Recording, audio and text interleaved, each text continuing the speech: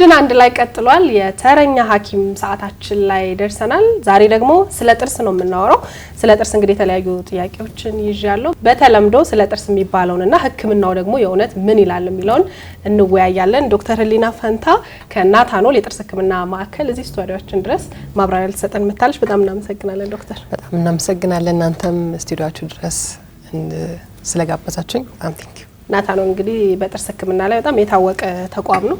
ስለዚህ ዛሬ በደንብ ከምንጩ ትክክለኛ መረጃ ነው የምናገኘው ማለት ነው። ናታኖል ማለት አንቺን ጥርስሽን አስተካክሎ የሚያስቅብን በትክክል ተመልሰ እኔ ላይ በተለይ ከዛ ወዲህ ነው ጨመረ።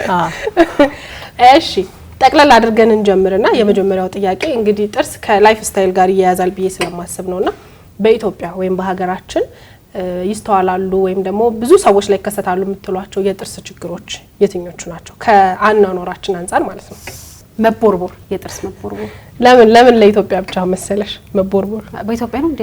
አዎ በሀገራችን ኢትዮጵያ ዘልያለሁ በሀገራችን ጣፋጭ ነገር ነኝ። ጣፋጭ ነገር ተመጋቢ ነው። ሌላው ዓለም የተለየ እንደው እኛ እንበላለን ብዬ አላስብም። እንደውም እኛ ቆጠን ያለ አይደለም ብዬ የማስበው ምናልባት ከጥርስ መቦረሽ ጋር ተያይዞ ስለማንቦርሽ ካለ እኔ እቺ ሀገር ጥርስ ያሳየኝ የለም ማለት ነው። ስለራስ ሀገር ነገር ግን ያው ለያ እንዳለችው የመጀመሪያው የጣፋጭ ጉዳይ ነው። ግን የብዙ ሰው ችግር መቦርቦር ነው። መቦርቦር ዶክተር እንግዲህ አንቺ በስራሽ ብዙ ይገጥምሻል። በእኛ በኢትዮጵያውያን ከአኗኗራችን ጋር ተያይዞ በጣም የሚስተዋሉ የጥርስ ችግሮች በጣም የሚስተዋለው የጥርስ ችግር የድድ ህመም፣ የድድ በሽታና የጥርስ አቃፊ በሽታ ነው። የጥርስ መቦርቦር ብሏል። ሌላ ዓለም ላይ እንደውም በጣም በብዛት ያለው የጥርስ መቦርቦር ነው። ምክንያቱም ጣፋጭ ከኛ ይልቅ እነሱ በደንብ ይመገባሉና እኛ ሀገር ግን የድድ በሽታ በስፋት አለ። ይሄ ደግሞ እንዲሆን የሆነው የጥርስ ንጽህና አያያዛችን ያው ጥሩ ስላልሆነ ግንዛቤው ብዙ ሰው ጋር ስለሌለ ነው። ስለዚህ በብዛት የሚስተዋለው የድድ በሽታ ድድ ነው አቃፊው የሚባለው። አዎ አቃፊ ማለት ድድና አጥንት እኔ ይቀፈኝ ምኑን አቀፈው ድድ በእናትሽ ድድ ከታመመ ማቀፍ አይችልም። የድድ በሽታ ካለ የጥርስ አቃፊ በሽታ አጥንቱም ማለት ነው ካለ በጊዜ ሂደት እያለቀ ነው የሚሄደው ወይም እየሸሸ ነው የሚሄደው። ስለዚህ ጥርስ የሚያቅፈው ነገር እየቀነሰበት ይሄዳል። ጥርስ ንቅናቄ ያመጣል። በመጨረሻም ደግሞ ጥርስ በራሱ ጊዜ ይሾልካል፣ ይወልቃል። እውነትሽ ነው። እኔ ይቀፈኛል። ግን ንጽህናን ካነሳሽ አይቀር ብዙ ጊዜ ያው ጥርስ መቦረሽ ሁሉም ማንኛውም የጥርስ ሐኪም የሚመክረን ነገር ነውና እናንተ የሚመስላችሁን ትነግሩኛላችሁ። ጥርሳችንን በቀን ስንት መቦረሽ ያለብን ይመስላችኋል? ጠዋት ደግሞ ከቁርስ በፊት ብንቦርሽ ጥሩ ነው ወይስ ከቁርስ በኋላ ብንቦርሽ ጥሩ ነው? ይህች ቀላል ጥያቄ ናት። መልሻት እስቲ ላይ ኧረ መልሳታለሁ። ጥርሳችንን በበላንበት ወቅት እየቦረሽን ጠዋትና ማታ ጥሩ ነው ሳይሆን ጠዋትና ማታ አግባብ ነው። በቃ ከመተኛታችን በፊት ጠዋት ደግሞ ቁርስ ከመመገባችን በፊት ምላሳችን ለመጽዳት እንዲያመቸን እኔ ልማዴ እሱ ነው። ከዛ ግን በበላንበት ሰዓት ላይ አክቹአሊ በበላንበት ሰዓት በሙሉ ቦርሸን አንችልም። ከቤት ውጭ እንሆናለን። እንደ ቱስፔስት አይነት ነገር እየተጠቀም ብናጸዳ ጥሩ ነው። ግን ጠዋትና ማታ የሚለው ይያዝል። ጠዋትና ማታ ስለዚህ እንደ ኩል እንደምናምን ልክ ከበላሽ በኋላ ወጣ አድርገሽ ደግሞ ሻል ታረጊ ማለት ነው። እኮ ሻሻሻ ስለማትመች እኮ ሌላ ነገር ይዘን እንቀሳቀስ አልኩ። መቦረሽ ያለበት ጠዋትና ማታ ነው። ጠዋት ልክ ከራት በኋላ ጠዋት ከራት በኋላ ቁርስ በፈረንጅ ስለምን ከራት በኋላ እንዲያለ ሙዚቀኛ ነህ እንዴ? ሌሊቱን ሙሉ ሰርተህ ጠዋት ነው ቤት የምትገባው? አመንሽ አሁን ሙዚቀኛ ነህ? አለቻፍ ላይ ካለው ሙዚቀኛ ነህ። እሺ ከራት በኋላ ልፈልጌ ነው። ከራት በኋላ ወደ መኝታ ለመሄድ ተቦርሾ ይተኛል። ጠዋት ግን እኔ የምመርጠው ልክ ቁርሴን በልቼ ልክ ልወጣ ስል ከቁርስ በኋላ። እሺ ዶክተር ሕክምናው ሳይንሱ ምን ይላል? ሳይንሱም ይላል ጥርስ ቢያንስ ነው በቀን 2 ጊዜ መፋቅ አለበት። ከቻልን ቦርሳችን ላይ አድርገን መውጣት ከቻልን ይመከራል። በቀን 3 ወይም በበላን ቁጥር ብናጸዳው ይወዳል ንጽህና ጥርሳችን። ግን አብዛኞቻችን ስለማንችል ጧትና ማታ ግዴታ ነው መፋቅ። ከቁርስ በኋላ ወይም ከመመገባችን በኋላ ነው በፊት የሚለው ብዙዎችን ያነጋግራል።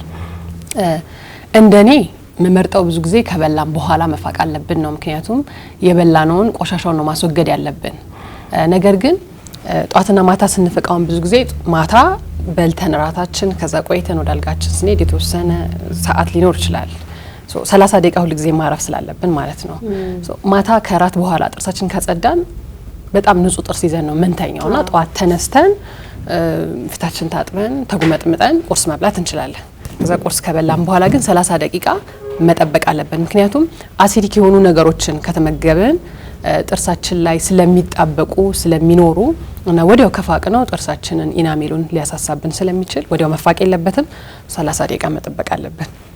ስለዚህ ተበልቶ 30 ደቂቃ ጠብቆ መፋቅ ወይም ደግሞ ጠዋት ላይ ፍቀን ቁርሳችንን በልተን ተጉመጥምጠን መውጣት እንችላለን። ነገር ግን ማታ ሁል ጊዜ እኔ የምመክረው ከተበላ በኋላ ቆይተን መፋቅ ነው። ጠዋት ቀን ማታ የበላናቸውን ምግቦች አራግፈን መተኛት።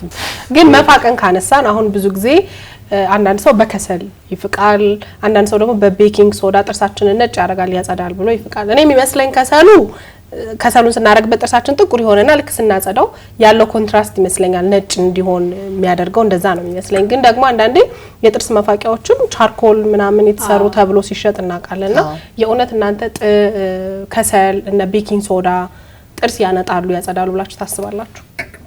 ሞክራችሁ ታውቃላችሁ? እኔ በእንትን ሞክሬያለሁ። የዚህ የባህር ወለሉ የለም እሺ መሬቱ በሱ በጣም ያነጻል ተብሎ በሱ ሞክሬያለሁ። አነጻለህ ግን ውጤቱ መስታወት በአቅራቢያ የለም። አነጻለህ እንትን ሲያረጉ አይቻ አርጋን ወደ ቤት ላይ ብዙ አላተኮርክም። እንደገና ቆይቷለሁ ልጅም እያለሁ ስለነበር ግን ያንን አስታውሳለሁ። ሌላ እንኳን አልተጠቀምኩም። እኔ ያጸዳል ብዬ አላስብም። እንዳለችው እንደ ግብአት ተጠቅመነው ከውስጡ የሚሰራው አይነት በቃ ከብዙ አይነት ነገሮች ጋር ሆኖ የሚሰራ ካልሆነ ብቻውን ያጸዳል ብዬ አላስብም። ቢያጸዳ ያው በሱ ፋንታ ከሰል ነበር የሚሸጠው ብዬ ነው ማሰብ። ጥርስ እንትን አንቺም በቦርሳሽ ከሰል ነበር የሚይዘው። ከዛ ያይዘሽ እንድትመልሽልኝ የሚፈልገው ዶክተር የኮኮናት ኦይልም አፋቸው ውስጥ አድርገው ተግሞጥሞጦ ይተፋሉና እሱም ያነጣል ተብሎ ይታሰባልና እነዚህ ሶስት ነገሮች እና ደግሞ ሌላ አንቺን በልምድሽ ያሉ ነገሮች ይኖራሉና የሆነ ጥርስ ያጸዳሉ። ጥርሶቻችንን ለማጽዳት ለማንጻት ከፈለግን ጤነኛና ጽዱ ከሆኑ አትሊስት ያለውን ከለር ማስጠበቅ እንችላለን። በተፈጥሮ ያለንን ከለር ማለት ነው። ከዛ ውጪ እነ ቤኪንግ ሶዳ እነ ከሰል ለምሳሌ ቤኪንግ ሶዳ መጠቀም ያነጣ ይመስላል፣ ይነጣል ለተወሰነ ጊዜ። ነገር ግን የሚነጣው ላይኛው ያለውን ኢናሜሉን ወይም ደግሞ የጥርሳችን የመጀመሪያውን ክፍል ስለሚሸረሽረው ነው። ሶ ውስጡ ኤክስፖዝድ የሆነ ይሄዳል። ሲሸረሸር ወደ ውስጥ ኤክስፖዝድ የሆነ የመሀለኛውን ክፍል እያሳየብን ስለሚሄድ የባሰ ቢጫ ይሆንብናል። ስለዚህ እነዚህ አይነት ነገሮችን ለወዲያው ነጭ ያደረጉልን ይመስላሉ፣ ግን አያደርገውም። ጭራሽ እንደውም ያብስብናል ጥርሳችን ከለሩን። ስለዚህ እነዚህ አይነት ነገሮችን እኛ አንመክርም።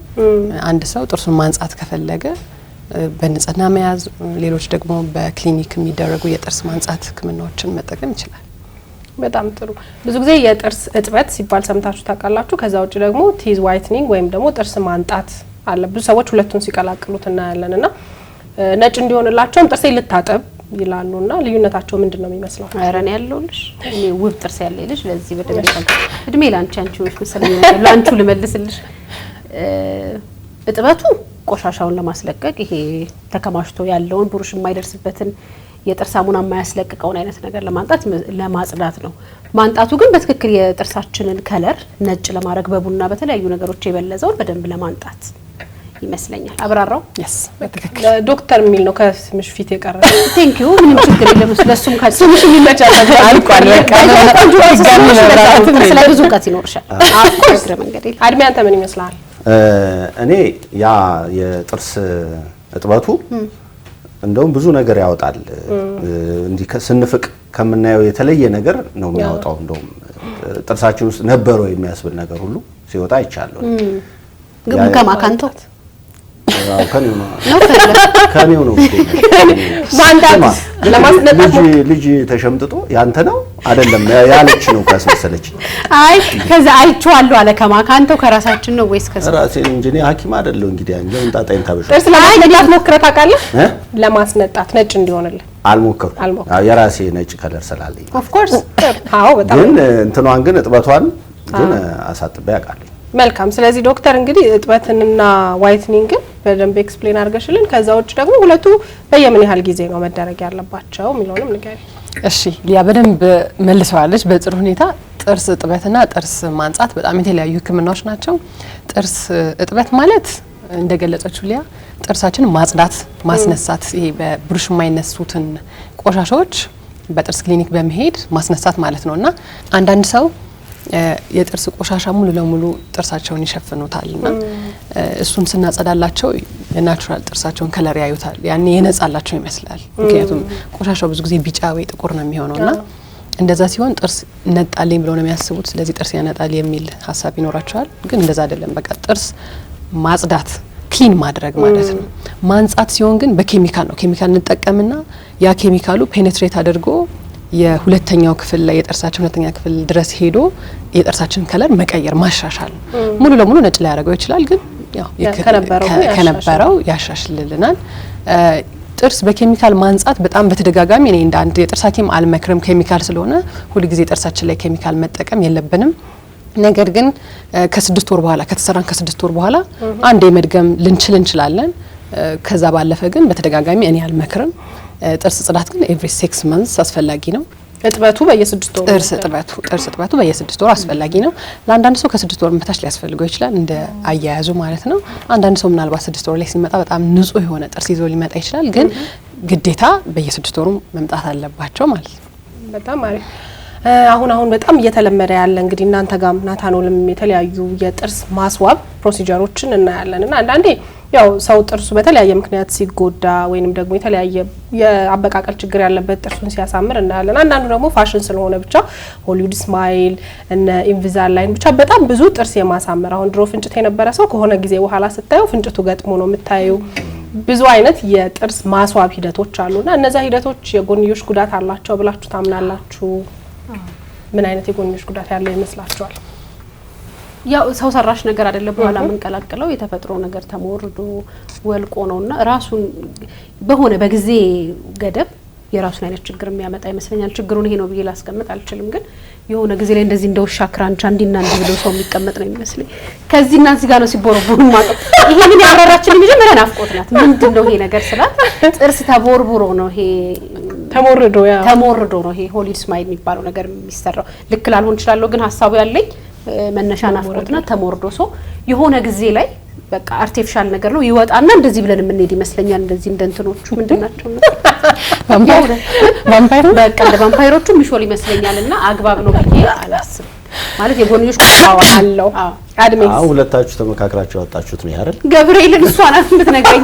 ምንድነው ስላት እንደዚህ ሹል ይደረግና ከዛ እኔ ስለተሰራው ሳምሃው ተሰራው አለኝ እውቀቱ ስለ አውቀዋለሁ ምን እንዳለው ግን አንተ ምን ይመስላል? አንቺ ያልሽው ነው አይኔ ጉዳት አይኖረው ብዬ አስባለሁ። ለምን መሰላችሁ? ጥርስ ለሊት ሰው ሲተኛ ጥርስ ይነቃነቃል ማለት ይሸጋሸጋል ምናምን የሚል ነገር ሰምቻለሁና እና ያ የሚገባው ነገር ጥርስ የመነቃነቅ ነገር የመሸጋሸግ ነገር ስላለው የበለጠ ቦታ የሚይዝ ይመስለኛል። ሁለተኛ ደግሞ ድሮ እናቶቻችን አባቶቻችን ወርቅ ጥርስ ምናምን ያደርጋሉ። ወልቆባቸው ነው ወላቃ ሆኖ ነው እኮ ያው ማለት እኮ ስለዚህ ይዞ እንትን ይላል ይኖራል። እንደውም እንዳሁኑ እነሱ እንደውም የሚቦረሹት ምናምን አይመስለኝም ያው በመፋቂያ ምናምን ካልሆነ። ዶክተር እንግዲህ በጣም ብዙ የውበት ፕሮሲጀሮችን ትሰሪያለሽ አንቺና አንደኛ እነማን ናቸው እነዛን የውበት ፕሮሲጀሮች መጠቀም ያለባቸው ሰዎች? ምክንያቱም አንዳንዴ አሁን እንደ ፋሽን እየሆነ ጥሩ ጥርስ ያላቸውም ሰዎች እዛው ላይ ሌላ ነገር ሲደርቡበት እናያለንና የጎንዮሽ ጉዳቱ ምንድነው? ማንኛውም የሰው ሰራሽ የሆኑ ነገሮች የጎንዮሽ ጉዳት ይኖራቸዋል። ተፈጥሮን የሚያክል ነገር የለም። ሁሌ የምለው ነገር ነው። በተቻለ መጠን በተፈጥሮ ለመሆን እሞክራለሁ እኔ ራሴ፣ ሌሎችም ደግሞ ከስተመሮችም እንደዛው። ለምሳሌ ናፍቆት ጥርሷ በጣም ያምራል፣ ግን ችግር የነበረበት ጥርስ አላት። ስለዚህ ያንን ችግር የነበረበት መስተካከል ስላለበት እሱን አስተካክለነዋል አይደለ? ሌላውን ግን ማስተካከል አልፈለኩም፣ ምክንያቱም በተፈጥሮ ራሱ ቆንጆ ጥርስ ነው ያላት። ስለዚህ ግዴታ አይደለም ሁሉም ሰው አለካችን። በነገራችን ላይ እኔ ሙሉን ለመሰራት ነበር የሄድኩት። እሷ ግን ችግር የነበረባቸውን 4 ጥርሶች ብቻ መርጣ እነሱን አስተካከለች፣ ሌላውን አልመጣች። ቆንጆ ይሄ ጥርስ ምን አንቺማ አንቺ አትመጪም አንቺ ለኔ ሰጥሽኛል እሱን ባለው ይቅርታ ከዛ ሰጥሻለሽ። እና አሁን የሊያ ጥርስ መጥቶ ሊሰራ ቢባል እውነት እኔ አልነካሽም። ለማጣብ ራሱ የሚያሳሳ ነው። ቀስ ብለሽ ነው የምታጥቢውና ሁሉም ጥርስ መስተካከል የለበትም። በስጦታ ታዘጋጅልኝ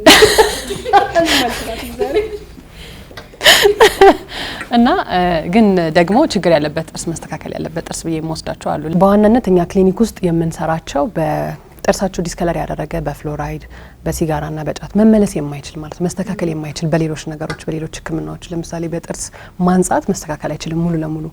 ስለዚህ ግዴታ በሌላ በተጨማሪ ነገሮች መስተካከል ስላለበት ሴፍ የሆነውን መንገድ እንመርጣለን። ቬኒር ከሌሎች የሕክምና አማራጮች ለምሳሌ ከክራውን ከብሪጅ በጣም የተሻለ ነው። ምክንያቱም በውስጥ በኩል ጥርሳቸው አለ ጥንካሬው ጤንነቱ እንደተጠበቀ፣ ነገር ግን በውጭ በኩል ደግሞ የሚያምር ለሰው እይታ ቆንጆ የሆነ ነገር ያው የሚለጠፉ በጣም ስሶች ናቸው፣ ጥፍር የሚያክሉ ነገሮች ናቸው እና በጣም በስሱ ተነክተው የሚደረጉ ነገሮች ናቸው። ያው በብዛትኛ ክሊኒክ ውስጥ የምንሰራቸው እንደዚህ አይነት ኬዞችን ነው እና መሰራት አለበት ብዬ ምን የምወስደው ያንን ነው እንጂ በጣም ጥሩ ጥርስ ጤነኛ የሆነ ጥርስ እኔ ጋር ለመሰራት ሲመጡ ነው የምላቸው መሰራት የለባችሁም። ሁላችንም በነገራችን ላይ ነጭ ጥርስ አያስፈልገንም አይደለ? እኔ እንደዛ ላሉ ሁላችንም እንኳን አያስፈልገንም። በቃ ቆንጆ ነው ያላችሁ ጥርስ አክሰፕተብል የሆነ ጥርስ ካለው አንድ ሰው በቂ ነው። በጣም የተበላሸ ከሆነ አዎ መስተካከል አለበት፣ ያስደፍርሻል አይደለ? ለመንካት ራሱ ግን የሚያምር ጥርስ ሲሆን እኔ እጄ ራሱ እውነት አይሰራልኝም። ያሳሳል፣ ጥርስ ያሳሳል። ምክንያቱም እንደ ራሴ ነው የማየው እኔ ነገሮች እንደ ራሴ ያለውና እኔ አሁን ጥርሴን ወዳለው ብሬስ አሳስር ያለው ድሮ አድርግ ያለው ጥርሴ ጥሩ ነው ብዬ አስባለሁ። ጤነኛ ነው ከምንም በላይ። ስለዚህ እኔ ማልፈልገውን ነገር እኔ ማስነካት ማልፈልገውን ነገር ለምን ሌላ ሰው አደርጋለሁ? ካረኩኝም ደግሞ እኔ ጋር ለኔ ተጠንቅቄ የሚሆነውን የሚሻለው ነው አይደለ? ስለዚህ ለከስተመሮቼም ያንን ነው የማደርገው። ብዙ ጊዜ ህጻናትን የጥርስ ህክምና ማዕከል ስንሄድ በጣም ብዙ ህጻናት ነው የምናየውና ያው ዋነኛው ነገር ሁላችንም የምናስበው ጣፋጭ ስለሚያዘወትሩ ህጻናቶች ጥርሳቸው በቀላሉ ሊጎዳ ይችላል። ከጣፋጭ ውጪ ግን የህጻናትን ጥርስ ሊጎዳ ይችላል ማለት የምታስቡት ነገር ምንድን ነው? ጡጦ እና እሱ ጥርሳቸውን ያበላሽ። በተለይ ልጆች ቶሎ የእንጀራ እናታቸውን መጣል አለባቸው ባለው ድዳቸውን ይገባዋል የሚባል ነገር አለና እኔም ከአርሜ ጋር ተመሳሳይ ሀሳብ ያለው ጡጦና ያስ በትክክል ያው ህጻናትን ጥርስ የሚጎዱት ነገሮች እንዳለው አድሜም ጡጦ ቶሎ የማይጠሉ ህጻናቶች የፊት ለፊት ጥርሳቸው እንዲጎዳ ያደርጋል። ህጻናቶች ያው ጣፋጭ ይወዳሉ፣ ጣፋጭ ይጠቀማሉ። ጣፋጭ መከልከል ከባድ ነው እንደወላጅ አይ ነው፣ ግን ትልቁ ነገር ጽዳት ስለማንጠብቅላቸው ነው። አብዛኛው ሰው ምን ብሎ ነው የሚወስደው? ስለሚተካ ችግር የለውም ብሎ ነው የሚወስደው። አንደኛ ያው ያስቸግራሉ፣ ልጆች ናቸው አይደል? እንደምንፈልግ አይሆኑልንም። ሁለተኛ ግን እንዴ እኮ የሚወልቅ ነው ስለዚህ ምን አስጨነቀኝ ነው። ግን በጣም አስፈላጊ ነው ጽዳት ለነሱ። እነዛ ትናንሽ ጥርሶቻቸው አስፈላጊ ናቸው ለየትኛው ጥርስ? ለዋናው ጥርስ መሪ ናቸው። እያንዳንዱ ጥርሶቻችን እነዛን ጥርሶች ተከትለው ነው የሚመጡትና ቦታ እንዳይስቱ የሚያደርጉት እነዚህ ትናንሾቹ ጥርሶች ናቸው። ስለዚህ ተጎድተው ተቦርቡረው ከተነቀሉ እርሊ ምን ይሆናል? ያ ከስር የሚመጣው መሪ ያጣል። ስለዚህ ባልተፈለገ ቦታ ሊበቅል ይችላል ማለት ነው። ሌላው ደግሞ ጥርሳቸውን ሲታመሙ በጣም ከባድ ነው። ህጻን ናቸው። ወደ ክሊኒክ ሲመጡ ኮኦፕሬቲቭ አይደሉም። የልጅን ራሱ ህመም ማየቱ ሌሊት ታመማሉ፣ ከባድ ነው። ለልጆች ደግሞ አስቢ። ስለዚህ ያንን ነገር እንደ ልጅ እያሳለፉ አንቺም እንደ ወላጅ ማየቱ ከባድ ነው። ስለዚህ ያ ነገር እንዳይፈጠር ማጽዳት ነው። በቃ ጽዳት ነው። በነገራችን ላይ ትልቁ ነገር ጥርስ ጽዳት ነው። እኔ አሁን ያው የጥርስ ሐኪም አይደል የጥርስ ሐኪም ስለሆንኩኝ ልጆቼን ጥርሳቸውን በደንብ ነው የሚይዘውና አስቸጋሪ ናቸው ልጆች አይደል? ግን ካስለመድሻቸው ይለምዳሉ። በቃ አሁን የኔ ልጆች ለምደዋል። ያስቸግራሉ እኮ ግን ጥርስ ጽዳት ሲባል ስለለመዱት ይመጣሉ። ራሴ ፈቃለሁ፣ ራሴ ነው የምፈቅላቸው። ምክንያቱም እነሱ አጸዳን ካሉ ላያጸዱት ይችላሉ። ማየት አለብኝ። ድሮ ፋሚሊ ውስጥ ወንድሜ በጣም ታሟልና እሱም አንድ ትምህርት ነው የሆነኝ። በታመመበት ጊዜ የሱም ፔን በጣም ከባድ ነበር። ከዛ ደግሞ የእናቴ እና ያንን ነገር ሌሎች ሰዎች ለምን ያሳልፋሉ? ስለዚህ ጥርሶቻቸውን ከበቀለበት ሰዓት ጀምሮ 6 ወር ላይ ሊያበቅሉ ይችላሉ፣ 7 ወር ላይ፣ 1 አመት ላይ ትንሽ የጥርስ ኖሯቸው ግን ማጽዳት። ከዛ እነሱ ደግሞ እንደ ሀቢት ይለምዱታል። ስለዚህ ላጽዳላችሁ ስትሏቸው እምቢ አይሉ። ስለዚህ እያጸዳችሁላቸው መጠበቅ አለበት ያ ሁሉ እስኪተካ ድረስ ማለት ነው።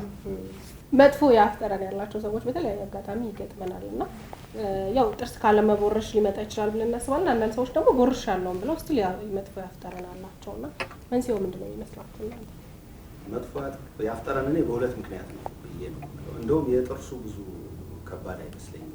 ከጥርስ የሚወጣው መጥፎ የአፍ ጠረን እኔ ሆድ ውስጥ ያለው ነገር ነው ይመስለኝ። ሆድ ውስጥ በሆድ ህመም ምክንያት የሚወጣው ነገር ነው ትንሽ ከባድ እንጂ የጥርሱ እንኳን ብዙ ያን ያህል እንትን አይመስለኝም። ብዙ ከባድ አይመስለኝም። ከአርሜ ጋር ተመሳሳይም ተቃራኒ ነገር አለኝ። ከሆድ የሚወጣው ነገር ይሄ ከውስጥ ከጨጓራ ከተለያዩ ነገሮች ጋር ተያይዞ የሚመጣ የጠረን አለ። እሱ እንዳለ ሆኖ ግን እኔ በዋናነት ብዬ የማስበው የአፋችን ጤንነት አለመጠበቅ ያስባሉ።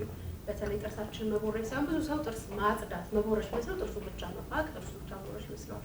ምላሳችን ላይ የምንበላቸው ነገሮች ምላሳችን ላይ የተጋገረ እየቆየ በመጣ ቁጥር እሱ ነው የአፍ ጠረንን የሚያበላሸው ያስባል። ከዛ ውጭ እቺ ልጅ የት ሄዳ ነው የምን ነገር የተማረች? ለምን ግን አትቀጥሯል? እንዴ እውነት ቦታ አለን። አታይም ከኛ ጋር ስትጨርሽ ትክክል ያለ ጥርስ ሲኖርሽ ስለ ጥርሴ ታነባለች። ለጥርሷ ቆንጆ ስለሆነ ያይዘሽ ልትመልሽልን የምፈልገው ሕክምና አለው ወይስ መጥፎ የአፍ ጠረን ይታከማል ወይስ የሚለውን ያይዘሽ መልሽልኝ። በጣም ጥሩ። ምንድነው ሁለቱም ትክክል ናቸው። ሆድ ውስጥ ያለውም ነገር ያለው እድሜ ትክክል ነው። ነገር ግን በዋናነት አፋችን ውስጥ ያለው ነው። 90% የሚሆነው መጥፎ የአፍ ጠረን የሚነሳው ከአፋችን ነው። አፋችን ቆሻሻ ሲይዝ፣ ኢንፌክሽን ካለ፣ የተቦረቦረ ጥርስ ካለን ኢንፌክሽን ካለ ያው ኢንፌክሽን አፋችን ውስጥ ወይም ቁስለት ነገር ካለ ጠረን ይኖራል። የተቦረቦረ ጥርስ ካለ የተቦረቦረው ውስጥ ምግብ ይገባል፣ ባክቴሪያ ይገባል። ምግብ ይገባና መውጣት አይችልም። ስለዚህ ይበሰብሳል። ስለዚህ መጥፎ የአፍ ጠረን ይፈጠራል። ሌላው ደግሞ አርቲፊሻል ጥርስ ኖሮት በደንብ ፊት ያላደረገ ፊቲንጉ ጥሩ ያልሆነ ጥርስ ያለው ሰው ካለ ቀዳዳ ሊኖረው ይችላል ማለት ነው። ስለዚህ በዛ ቀዳዳ ውስጥ ምግብ ይገባል። ስለዚህ ምግብ ሲገባ አይወጣም፣ ይበሰብሳል፣ መጥፎ የአፍ ጠረን ያመጣል። ሌላው ደግሞ ዋናው ካልኩለስ ወይም ሸህላ የምንለው ጥርሳችን ላይ የሚጣበቀው ማንሳት የማንችለው እሱ በዋናነት መጥፎ የአፍ ጠረን መንስኤ ነው። ስለዚህ ካልኩለስ ጥርስ ላይ ቢጫ ቢጫ የሚሆነው ወይ ጥቁር ቢጫ የሆነ እንደዚህ ተደራቢ ነገር ነው።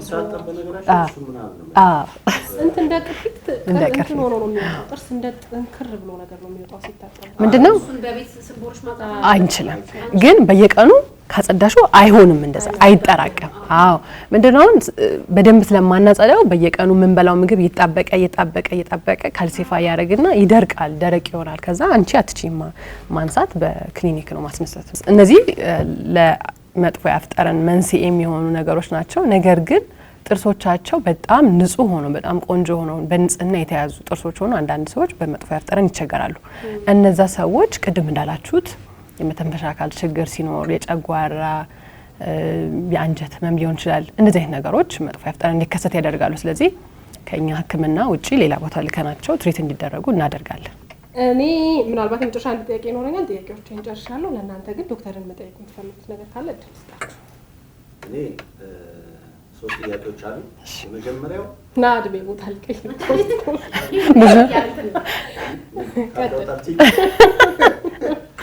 የመጀመሪያው ጥርስ በምንቦርሽ ጊዜ የተበላሸ ጥርስ መልሶ ቦታውን ሊይዝ ይችላል ከጊዜ በኋላ በማጽዳት። የተበላሸ ማለት አሁን ጥርስ ለምሳሌ ቦረቦራል። እሺ ተቦረቦረ መቦረሽ ምን በማለት ይመለሳል ይችላል። እሺ እና ደግሞ የምንጠቀማቸው ሳሙናዎች መቀየር ነው ጥሩ ወይስ በአንዱ ብቻ መጠቀም? ሁለተኛው ጥያቄ ደግሞ አሁን ሕክምናው በጣም አድጎ ብዙ ነገሮች ለምሳሌ የተቆረጠ እጅ ይቀጠላል። ሰሞኑን ሌላም የተቀጠለ ነገር ሰሞኑንም ሌላ ነገር ተቀጥሏል። አሁን የጥርስስ ነገር እንደዚህ ሆነ ለምሳሌ ወዲያው ተመቶ የተሰነጠ ያው ቁርጥ የሚልበት አጋጣሚ አለና እሱ ተመልሶ እንደነበረ ሊሆን ይችላል ወይ? ሶስተኛው ደግሞ አሁን ወርቅ ጥርስ ብዙ ሰው ላይ አላይም እና ያ ነገር በእናንተ ዘመን ቀርቶ ነው ወይስ ምንድን ነው? እሺ ከወርቅ በላይ የተወደደ ነገር መጥቶ ከመጀመሪያው ጥያቄ ስመልስልህ ጥርስ በማጽዳት የተቦረቦረ ጥርስ አይመለስም። ጥርስ ከተቦረቦረ በኋላ መሞላት ነው ያለበት እንጂ ስለጸዳ ነው ብቻ አይመለስም። ነገር ግን ጽዳቱን ብንቀጥልለት እየተስፋፋ እንዳይሄድ እናደርገዋለን። አትሊስት ባለበት እንዲቆም ማለት ነው፣ በደንብ ንጽህናውን የምጠበቅ ከሆነ። ሁለተኛው ጥያቄ በአደጋ ምክንያት አንዳንድ ጊዜ ሙሉ ለሙሉ ጥርስ ሊነቀል ይችላል፣ እስከነስሩ ማለት ነው። እስከነስሩ ውጥት ብሎ በደንብ ተይዞ በአንድ ሰዓት ውስጥ ክሊኒክ መድረስ ከተቻለ ለምሳሌ በወተት ውስጥ ወይ ደግሞ አፋችን ውስጥ በምራቃችን ውስጥ፣ ምክንያቱም ሴሎቹ እንዳይሞቱ ማለት ነው፣ ላዩ ላይ ያለው ህይወት ያለው ሴል ስለሆነ እንደዛ አድርገን ወደ ክሊኒክ ብናመጣው መልሰን ሰክተን ከዛ ከሌሎች ጋር እንዲጠነክር እናስረዋለን። ከዛ ጥርስ መሆን ይችላል፣ ይቀጥላል። ጥርስ ሆኖ ጠንክሮ ማለት ነው ሙሉ ለሙሉ ይወጣ።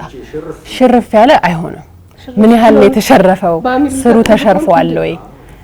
ለምሳሌ ግማሹ ክራውኑ ከሆነ የተሰበረው ጥርሱን እንጠቀማለን። ያ የተሰበረው ባይሰካም ነገር ግን ወይ በሙሌት ወይ በክራውን ጥርሱን መልሰን ጥርስ እናደርገዋለን በሌላ ነገሮች ማለት ነው።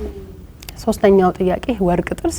አዎ እንደ ድሮ አይደለም፣ አሁን ፋሽኑ አልፏል እንዳለችው ናፍቄ። ከወርቅ ጥርስ የበለጡ ሌሎች ሕክምናዎች ስላሉ አሁን ወደዛ ነው ያለ ነው። ግን ጥርስ ወርቅ ጥርስ የሚፈልግ ካለ የጥርስ ሳሙና መቀየር እንደየጥርሱ ችግሮች የምናዛቸው የጥርስ ሳሙናዎች አሉ። ከዛ በተረፈ ግን ጤነኛ ጥርስ ያለው ሰው የፈለገውን የተመቸውና ኢዝሊ ማግኘት የሚችለውን የጥርስ ሳሙና መጠቀም ይችላል። ምንም ችግር የለውም። እኔ እንደ አርሜ 3 ነበር ያለኝ፣ ግን ሰዓቱ እንዳይረዝም ታጠራጥ ያንደኛ ስንገባ ዳይሬክተራችን የጠቆመኝ አለ። በተለያዩ ሀገሮች ላይ የፍንጭት ጥርስ እኛም ሀገር ጨምሮ እስከ መዘፈን ድረስ ያደረሰው ነው አይደል? ውበት ነበር። ፍንጭት ጥርስ በጣም የውበት መገለጫ ነበር። አሁን ፍንጭት ጥርስ ያላቸው ሰዎች በሙሉም ሊያስተክሙ ነው የሚመጡት። ፍንጭት ጥርስ ውበት መሆኑ ቀርቶ በዛ ላይ ይተከላሉ። አንዳንድ ፍንጭት ጥርሶች ወላቃ ሁሉ የአንድ ጥርስ ቦታ ያላቸው ጥርሶች እንደው ደረጀ እናት የመሰለ ይጫወቱ እናትና አባቴ የሁለት ጥርስ አይነት ክፍተት አላቸው። ሁለቱም ፍንጭት ለፍንጭት ነው የተጋቡት።